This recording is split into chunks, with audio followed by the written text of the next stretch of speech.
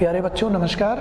मैं डॉक्टर शशांक कुमार द्विवेदी, राजकीय intermediate college Paniyara, रसायन विज्ञान के अध्याय एल्डिहाइड, कीटोन तथा कार्बोक्सिलिक अम्ल के भाग 4 को लेकर आपके सम्मुख उपस्थित हूँ।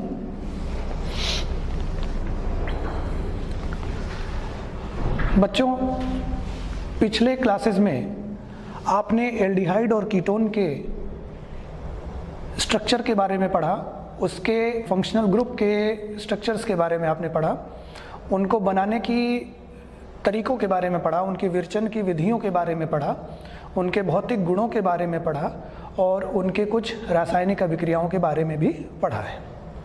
आज की इस कक्षा में जो चर्चा के बिंदु है उसमें हम एल्डिहाइड और कीटोन की ऑक्सीकरण अभिक्रियाओं के बारे में पढ़ेंगे। एल्डिहाइड और कीटोन में कैसे अंतर करें ये पढ़ेंगे। एल्डिहाइड एवं कीटोन की अन्य अभिक्रियाओं के बारे में भी पढ़ेंगे। साथ ही साथ कार्बोक्सिलिक अम्ल का सामान्य परिचय, नामकरण एवं संरचना भी पढ़ेंगे।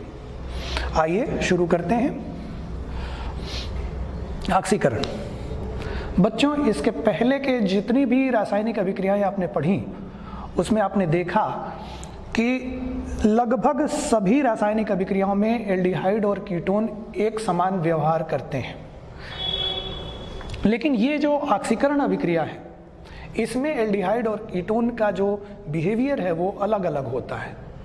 जहाँ एक तरफ एल्डिहाइड का ऑक्सीकरण आसान होता है, वहीं दूसरी तरफ कीटोन का ऑक्सीकरण काफ़ी कठिन होता है। कारण जानिए।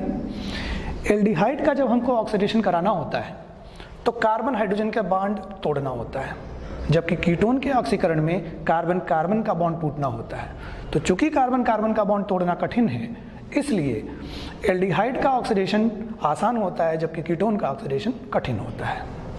तो देखिए, इसमें हम आपको बताएं कि एल्डिहाइड कीटोन से भिन्न व्यवहार करते हैं। सामान्य ऑक्सीकारकों जैसे नाइट्रिक अम्ल पोटेशियम परमैंगनेट के द्वारा ऑक्सीकृत होकर के कार्बोक्सिलिक अम्ल देते हैं। आप देख रहे हैं ये एल्डिहाइड है, जब हम इसका ऑक्सीडेशन करा रहे हैं तो हमें कार्बोक्सिलिक अम्ल मिल रहा है। इसमें देखिए, कीटोन को ऑक्सीकृत करने के लिए हमें प्रबल ऑक्सीकारकों की ज़रूरत होती है, साथ ही साथ उच्च ताप की भी ज़रूरत पड़ती है।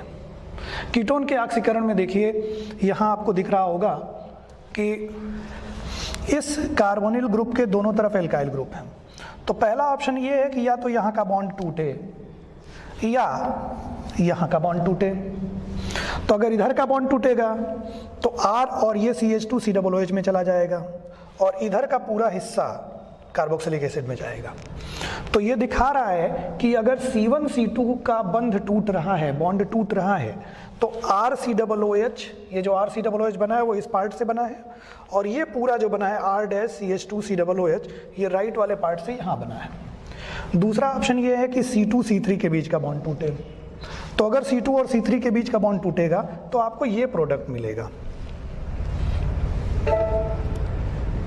अगर C2 और C3 के बीच का बॉन्ड टूटेगा तो ये बनेगा, यानी कि यहाँ से टूट रहा है R-COOH, देखिए इधर बनाया हुआ है, और इधर क्या बनेगा R-CH2COOH। तो ये चीज़ बनेगा C2C3 बंध विदलन से।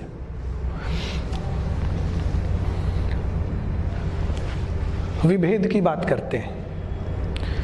आपको पता है, अभी जस्ट हमने थोड़ी देर पहले बताया कि एल्डिहाइड का ऑक्सीकरण कराने के लिए आपके पास अगर वीक ऑक्सीडाइजिंग एजेंट हैं तो दे आर सफिशिएंट, वो पर्याप्त होते हैं, जबकि यही वीक ऑक्सीडाइजिंग एजेंट्स कीटोन का ऑक्सीकरण नहीं करा पाते।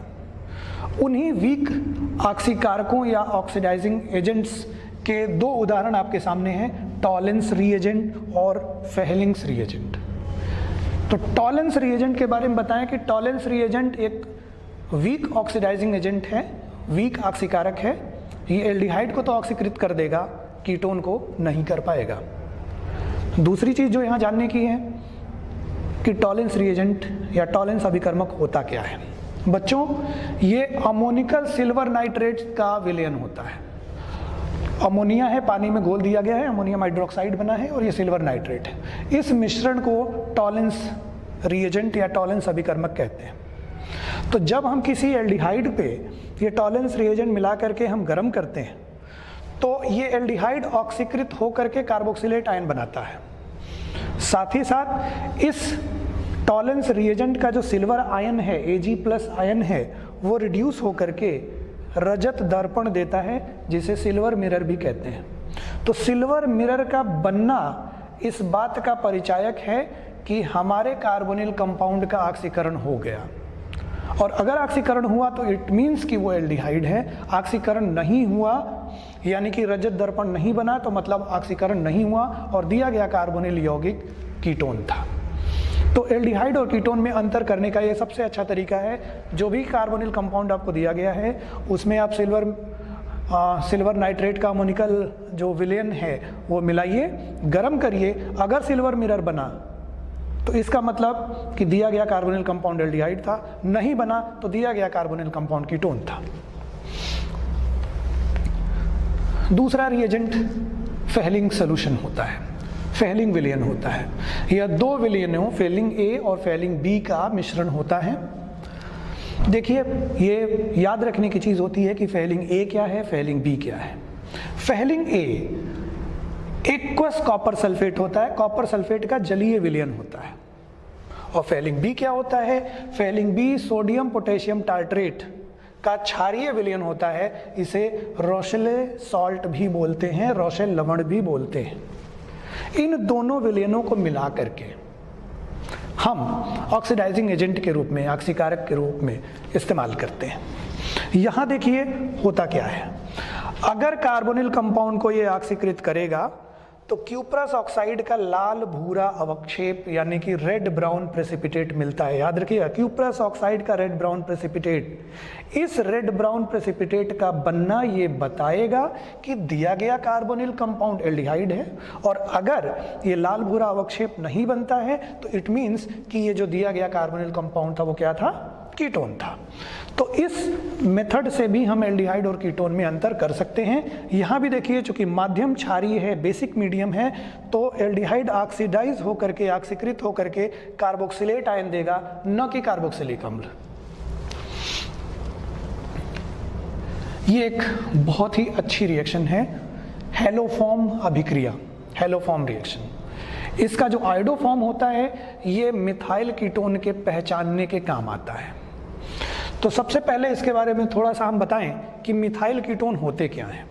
तो यहाँ आप देख लें कि ये कार्बोनिल ग्रुप है, कार्बोनिल ग्रुप से जुड़ा हुआ अगर मिथाइल ग्रुप है, यानी ये ग्रुप अगर मौजूद है किसी भी कंपाउंड में, तो हम कहेंगे कि ये मिथाइल कीटोन है।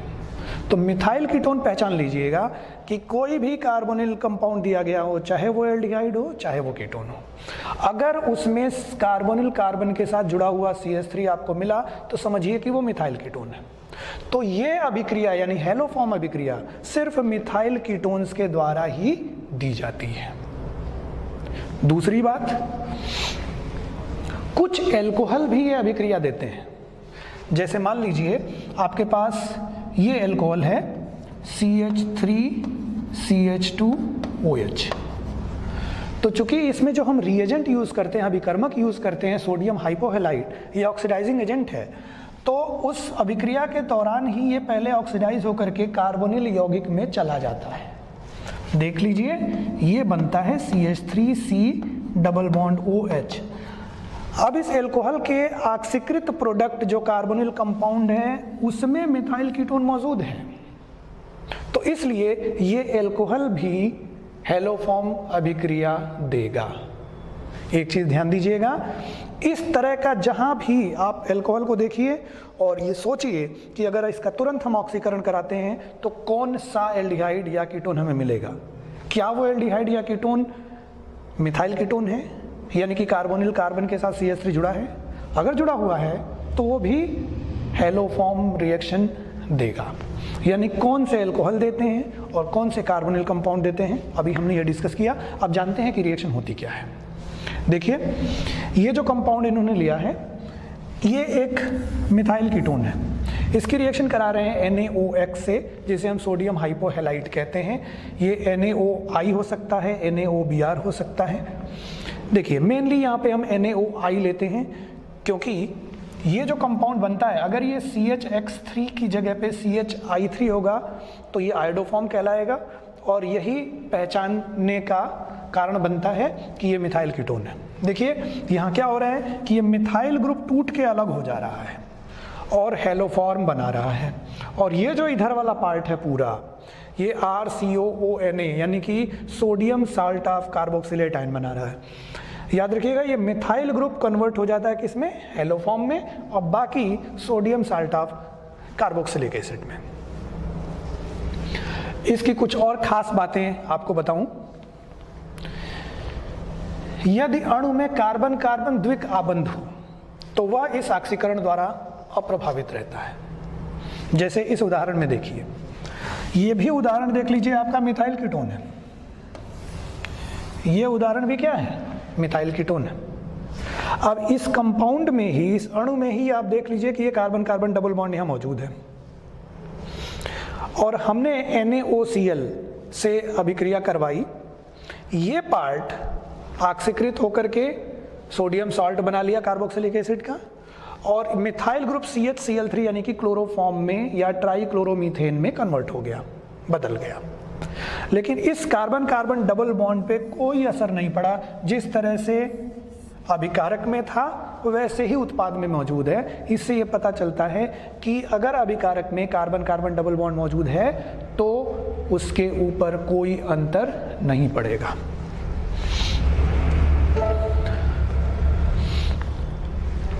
अब हेलोफॉर्म अभिक्रिया को हम समराइज कर लेते हैं कि CH3CO समूह युक्त एल्डिहाइड एवं कीटोन हेलोजन तथा NaOH के साथ अभिक्रिया कर हेलोफॉर्म बनाते हैं। इसे हेलोफॉर्म अभिक्रिया कहते हैं।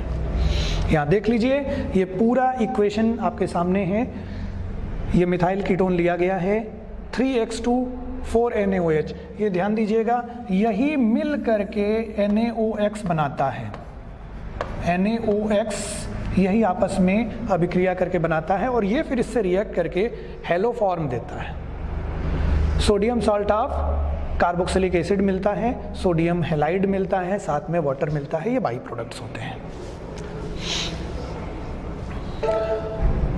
इसके बाद की जो अभिक्रिया है बहुत ही बेहतरीन अभिक्रिया है, हर साल आपके बोर्ड एग्जाम में पूछा जाता है। ये देखिए, अल्फा हाइड्रोजन के कारण होने वाली अभिक्रियाओं की चर्चा हम करने जा रहे हैं। बच्चों, अल्फा हाइड्रोजन क्या होता है पहले ये जान लीजिए।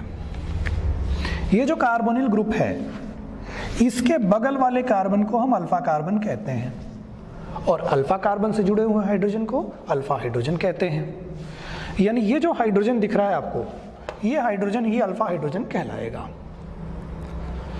तो ये जो अल्फा हाइड्रोजन होता है, ये आसानी से H+ आयन के रूप में निकल जाता है या निकाला जा सकता है। जैसे इस अभिक्रिया में देख रहे हो, ये B से हमने बेस को रिप्रेजेंट किया है। ये एक बेस है जो प्रोटॉन का एब्स्ट्रैक्शन कर रहा है, प्रोटॉन को निकाल रहा है, हाइड्रोजन को H+ के फॉर्म में अपने साथ निकाल ले जा रहा है।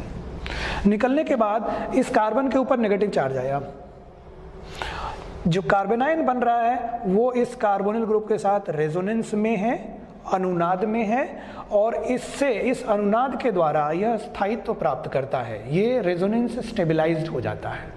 आप जानते हो, अगर किसी भी एसिड में से प्रोटॉन निकाल देते हैं तो जो एनायन बनता है वो अगर स्टेबल है तो जो एसिड होगा वो बहुत तेजी से H+ आयन लूज करता है। तो इसका H+ निकलने के बाद जो एनायन बनता है वो रेजोनेंस के द्वारा स्टेबलाइज्ड है, अनुनाद के द्वारा स्थायी है, इसलिए ये तेजी से प्रोटॉन निकलता है। यानी हम कह सकते हैं कि एल्डिहाइड और कीटोन का जो अल्फा हाइड्रोजन होता है वो अम्लीय होता है, एसिडिक होता है। अब इसी एसिडिक होने की वजह से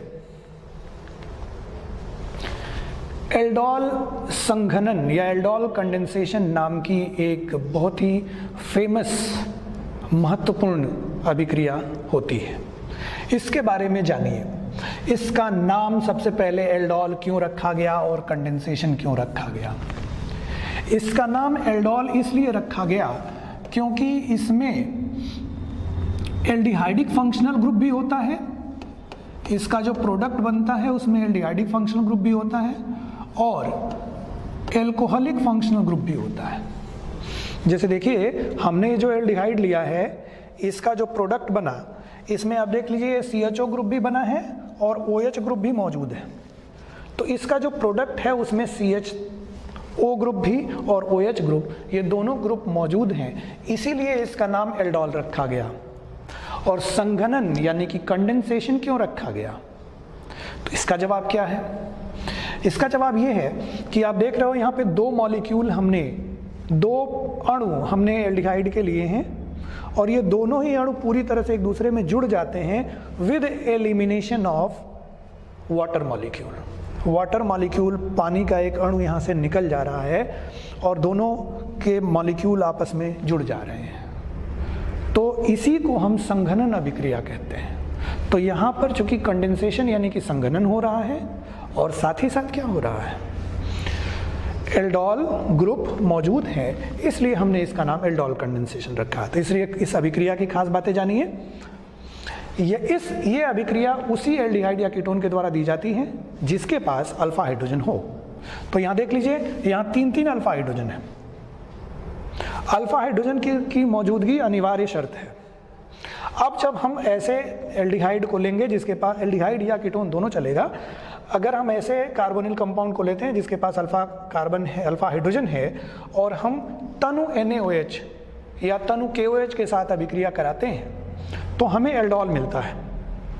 आप देख लीजिए, CHO ग्रुप और OH ग्रुप। अब बाद में जब हम इसे गर्म करते हैं तो जल का एक अणु निकल जाता है और ये प्रोडक्ट बनता है अल्फा बीटा अनसैचुरेटेड एल्डिहाइड या कीटोन। देखिए, ये अल्फा और ये बीटा, अल्फा और बीटा कार्बन के बीच में डबल बॉन्ड है, इसे हम कहते हैं अल्फा बीटा अनसैचुरेटेड एल्डिहाइड या कीटोन। इस कंपाउंड का नाम है ब्यूटोइन। अगर आपसे पूछा जाए कि एल्डोल कंडेंसेशन का, एल्डोल संघनन का फाइनल प्रोडक्ट क्या होगा, तो आप यही बताओगे, ये नहीं बताओगे। चलिए आगे बढ़ते हैं।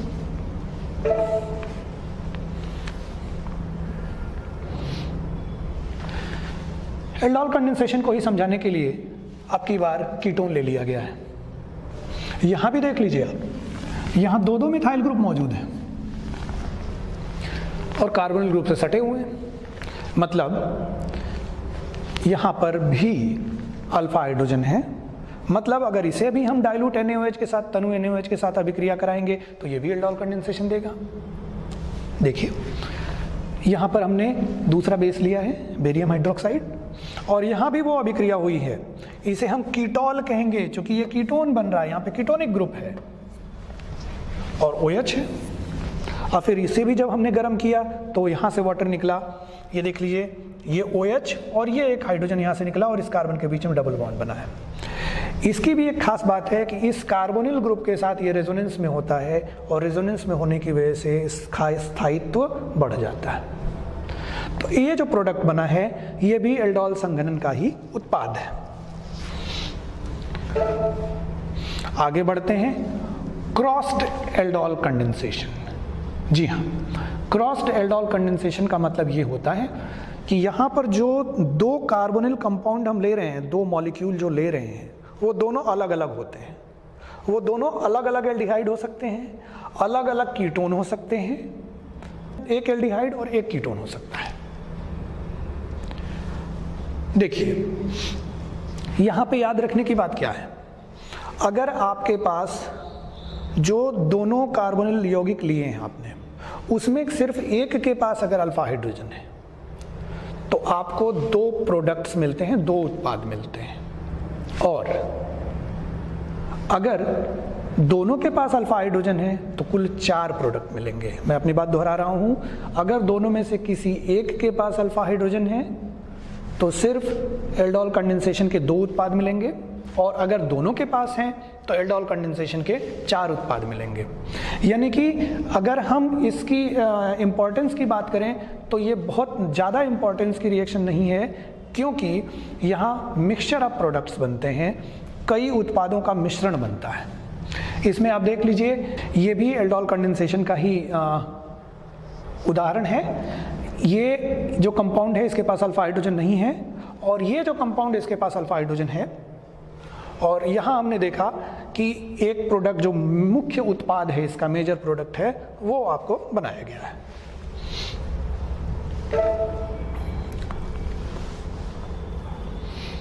अब ये बात आई कैनिज़ारो अभिक्रिया की। आप जान लीजिए ये एक डिसप्रपोर्शनेशन रिएक्शन होती है, सेल्फ ऑक्सीडेशन रिडक्शन रिएक्शन होती है। यहाँ पर ऐसे कार्बोनिल कंपाउंड का चयन किया जाता है जिसके पास अल्फा हाइड्रोजन ना हो। अल्फा हाइड्रोजन नहीं होना चाहिए, तभी ये अभिक्रिया होगी। आप देख लीजिए ये फॉर्मल्डिहाइड के हमने 2 मोल लिए हैं, सांद्र KOH के साथ गर्म किया है, इसका 1 मोल ऑक्सीकृत होकर के कार्बोक्सिलिक एसिड बना लिया, कार्बोक्सिलिक एसिड का पोटेशियम सॉल्ट बना है, और दूसरा मोल अपचयित होकर के एल्कोहल बना लिया। ठीक है बच्चों, तो ये आपकी बहुत ही इंपॉर्टेंट रिएक्शन है, डिसप्रपोर्शनेशन रिएक्शन, स्वतः ऑक्सीकरण अपचयन अभिक्रिया इसे कहते हैं। तो ये कैनिज़ारो रिएक्शन है, ये उन एल्डिहाइड्स के द्वारा दी जाती है जिसके पास अल्फा हाइड्रोजन नहीं होता है। आइए आगे बढ़ते हैं, दूसरा उदाहरण उसी अभिक्रिया का, कैनिज़ारो अभिक्रिया का। यहाँ भी देखिए ये बेंजल्डिहाइड लिया गया है, इसके पास भी अल्फा हाइड्रोजन नहीं है। अल्फा हाइड्रोजन नहीं होने से ये एल्डोल संघनन, एल्डोल कंडेंसेशन नहीं देगा, कैनिज़ारो अभिक्रिया देगा। सांद्र NaOH के साथ जब हमने इसे गर्म किया तो ये अपचयित उत्पाद है बेंजाइल अल्कोहल, और इसी का ऑक्सीकृत उत्पाद है सोडियम बेंजोएट। ये अम्ल का सोडियम सॉल्ट है, बेंजोइक एसिड का सोडियम सॉल्ट है। तो आपने देखा एक प्रोडक्ट अपचयित प्रोडक्ट है, दूसरा ऑक्सीकृत प्रोडक्ट है। इसे हम कहेंगे कि ये एक सेल्फ ऑक्सीडेशन रिडक्शन या डिसप्रपोर्शनेशन रिएक्शन है। आप कक्षा 11 से ही इलेक्ट्रॉन रागी प्रतिस्थापन अभिक्रिया पढ़ते आ रहे हैं, यानी कि इलेक्ट्रोफिलिक सब्स्टिट्यूशन पढ़ते आ रहे हैं। आप ortho para directing, meta directing, activator, deactivator के बारे में जानते हैं। तो उसी क्रम में आइए आगे बढ़ते हैं कि एल्डिहाइड का जो CHO ग्रुप होता है ये मेटा डायरेक्टिंग होता है और इलेक्ट्रॉन रागी प्रतिस्थापन अभिक्रियाओं की दर को घटा देता है। हम इसे कहते हैं कि ये रिंग डीएक्टिवेटर है, यानी याद रखिएगा ये रिंग डीएक्टिवेटर के रूप में बिहेव करता है, साथ ही साथ मेटा डायरेक्टिंग होता है। जब हमने HNO3 और H2SO4 से इसकी अभिक्रिया कराई है, यानी इसका हम नाइट्रेशन कराने जा रहे हैं, तो आप देख लीजिए नाइट्रो ग्रुप मेटा पे आकर के जुड़ा है, यानी कि आपको ये पता चल रहा होगा कि ये CHO ग्रुप यहाँ पे मेटा डायरेक्टिंग के रूप में बिहेव कर रहा है। आइए एल्डिहाइड और कीटोन के कुछ उपयोगों के बारे में जान लें। फार्मेलिन का नाम सुना होगा, ये फॉर्मेल्डिहाइड का 40% जलीय विलयन होता है। ये मृत जीव जंतुओं के परिरक्षक के रूप में इस्तेमाल किया जाता है। रेजिन तथा बेकेलाइट नामक प्लास्टिक बनाने में इस्तेमाल होता है। एसिटल्डिहाइड की बात करें तो ये एसिटिक अम्ल, इथाइल एसीटेट, विनाइल एसीटेट के संश्लेषण में काम आता है। पैराएल्डिहाइड जो कि निद्रा कारक है, इसके संश्लेषण में इस्तेमाल होता है। बेंजल्डिहाइड, इसका उपयोग विभिन्न रंजकों और सुगंधित पदार्थों के निर्माण में होता है। कई एल्डिहाइड एवं कीटोन जैसे ब्यूटेरल्डिहाइड, वेनिलीन, एसिटोफिनोन, कपूर आदि अपनी सुगंध और सुरुचिकर प्रभाव के लिए सुप्रसिद्ध हैं। आइए बच्चों, अब हम कार्बोक्सिलिक अम्ल पे चलते हैं। यहाँ ध्यान दें, इसके नाम का मतलब समझ लीजिए। कार्बोक्सिलिक अम्ल नाम कहाँ से आया? इसमें कार्बोनिल ग्रुप भी होता है, साथ ही साथ हाइड्रोक्सिल ग्रुप भी होता है, दोनों जुड़े रहते हैं एक दूसरे से, इसीलिए इस ग्रुप को, इस समूह को कार्बोक्सिल समूह कहते हैं। साथ ही साथ इसका जो हाइड्रोजन होता है, ऑक्सीजन से जुड़ा हुआ हाइड्रोजन H+ के फॉर्म में निकाला जा सकता है, इसीलिए H+ आयन प्रदाता होते हैं ये, और इनके नाम में अम्ल शब्द जुड़ा होता है। ये देख लें आप इस स्लाइड में, पानी में घोले जाने पर ये हाइड्रोनियम आयन देता है और साथ ही साथ कार्बोक्सिलेट आयन बनता है। ये कार्बोक्सिलेट आयन रेजोनेंस के द्वारा स्थायित्व प्राप्त करता है। इसके नामकरण पे चलते हैं बच्चों। आप ये जानते हो कि मूलाक्षर होता है, इसके बाद जो भी जोड़े जाते हैं उन्हें अनुलग्न कहते हैं, और उसके पहले जो भी जोड़े जाते हैं उन्हें हम पूर्वलग्न कहते हैं। आप ये कंपाउंड देख लीजिए HCOOH, यहाँ एक कार्बन है तो हमने मूलाक्षर के रूप में मेथ लिया, प्राथमिक अनुलग्न में एन लिया, और अम्ल के लिए ओइक एसिड जोड़ा जाता है। इसका नाम हो गया मिथनोइक अम्ल या मिथनोइक एसिड। सामान्य तौर पे कॉमन सिस्टम ऑफ नोमेनक्लेचर में इसे हम फॉर्मिक अम्ल कहते हैं। दूसरा उदाहरण आप ले लीजिए CH3COOH। यहाँ 2 कार्बन है, इसलिए हमने एथ लिया, एन लिया, ओइक एसिड लिया। इसका नाम हो गया इथेनोइक एसिड या इथेनोइक अम्ल। आगे चलते हैं, ये देखिए 2 COOH है, 2 कार्बन है, इसलिए हमने एथ लिया, एन लिया। चूंकि 2 COOH ग्रुप थे इसलिए हमने डाइओइक एसिड लिया। इसका नाम हो गया इथेन डाइओइक अम्ल या इथेन डाइओइक एसिड। इसका सामान्य नाम ऑक्जेलिक अम्ल होता है। ये देख लीजिए बेंजीन के साथ COOH जुड़ा हुआ है, बेंजोइक अम्ल कहते हैं इसे, और IUPAC के टर्म में बेंजीन कार्बोक्सिलिक अम्ल कहते हैं। अगला उदाहरण देख लीजिए, यहाँ देखिए ये एसिटिक अम्ल था, इसका एक हाइड्रोजन हटा करके बेंजीन जोड़ा गया है, इसलिए इसका नाम है फिनाइल एसिटिक एसिड, ये सामान्य नाम है। IUPAC में फिनाइल 2 फिनाइल इथेनोइक अम्ल नाम, इसका नंबरिंग किया हुआ है कार्बन का 1 और 2, सेकंड कार्बन से बेंजीन जुड़ा हुआ है, इसलिए इसे हम कहेंगे 2 फिनाइल इथेनोइक अम्ल। यहाँ देख लीजिए बेंजीन में ऑर्थो पोजीशन पे दोनों COOH ग्रुप जुड़े हुए हैं, इसे हम थैलिक अम्ल कहते हैं, और IUPAC के टर्म में बेंजीन 1,2 डाई कार्बोक्सिलिक अम्ल कहते हैं। इसी तरीके से आप यहाँ देख लीजिए एक ही पेरेंट चेन से 3 COOH ग्रुप जुड़े हुए हैं। 3 COOH के जुड़े होने से ये तीनों COOH के कार्बन को हम पेरेंट चेन में काउंट नहीं करते हैं। हमने इसका नाम रखा प्रोपेन ट्राई कार्बोक्सिलिक एसिड, और चूंकि तीनों COOH ग्रुप जिस कार्बन से जुड़े होते हैं उन कार्बनों के नंबर्स का भी जिक्र हमें करना होता है। इसका नाम हुआ प्रोपेन 1, 2, 3 ट्राई कार्बोक्सिलिक अम्ल। बच्चों आइए इसकी का फंक्शनल ग्रुप का संरचना भी जान लेते हैं। आप ये देखिए RCOOH, ये कार्बन भी sp2 हाइब्रिड स्टेट में होता है, ऑक्सीजन भी sp2 हाइब्रिड स्टेट में होता है। ये आपको कंफ्यूज कर सकता है, लग रहा होगा कि sp3 में है, लेकिन ये sp2 में होता है क्योंकि ये अनुनाद के द्वारा स्थायित्व प्राप्त करता है। अब देख लीजिए यहाँ रेजोनेंस हो रहा है और रेजोनेंस की वजह से ये स्टेबलाइज हो रहा है, ठीक है। C डबल बॉन्ड O, इसके साथ OH ग्रुप जुड़ा हुआ है। ये पूरा कंपाउंड एक प्लेन में है।